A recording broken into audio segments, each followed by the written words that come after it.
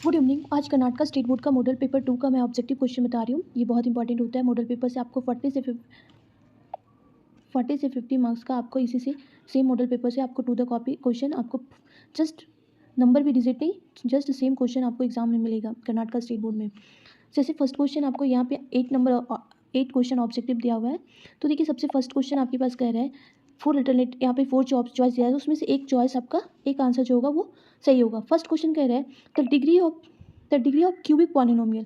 यहाँ पे क्या है क्यूबिक, तो क्यूबिक क्या होता है ए एक्स पर power cube plus B X square plus C X plus D.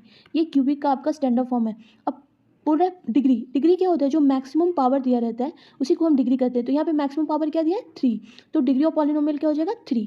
तो ए का तो आंसर सी होगा, सी फॉर कैट। दूसरा आपको क्वेश्चन कह रहा है the formula of the find the mid point of class interval. Class interval का मिड पॉइंट क्या होता है, जो होता है upper class plus lower class by 2। अब दोनों को डिवाइड करके, जैसे यहाँ पे एक पॉइंट है यहाँ पे एक पॉइंट है, तो इसका मिड पॉइंट क्या करते हैं, दोनों को ऐड कर देते हैं, डिवाइड बाई 2 कर देते हैं, तो आपका B4 बॉल आंसर हो जाएगा। फिर क्वेश्चन नंबर 3 कह रहा है if the line representing the pair of linear equation a1x plus b1y plus c1 equals to 0 a2x plus b2y plus c2 equals to 0 intersect each other, एक दूसरे को intersect करना चाहिए, तो इन दोनों में both are not equals to, ये इंटरसेक्टिंग पॉइंट का है।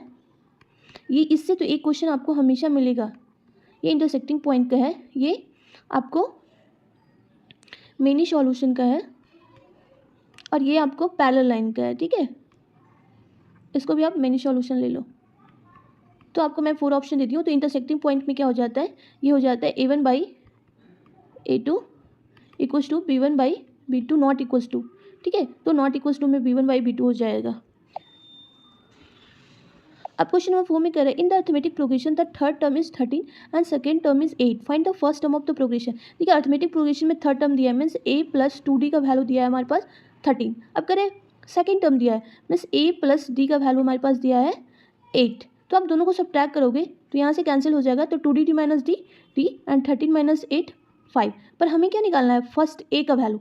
तो a प्लस डी का वैल्यू जो है, a प्लस डी का वैल्यू जो है 8 है, तो a का वैल्यू 5 है, डी का वैल्यू 5 है, डी का वैल्यू 5 है तो 8, तो ए का वैल्यू क्या हो जाएगा 8 माइनस 5, 8 माइनस 5 तो क्या आ जाएगा 3।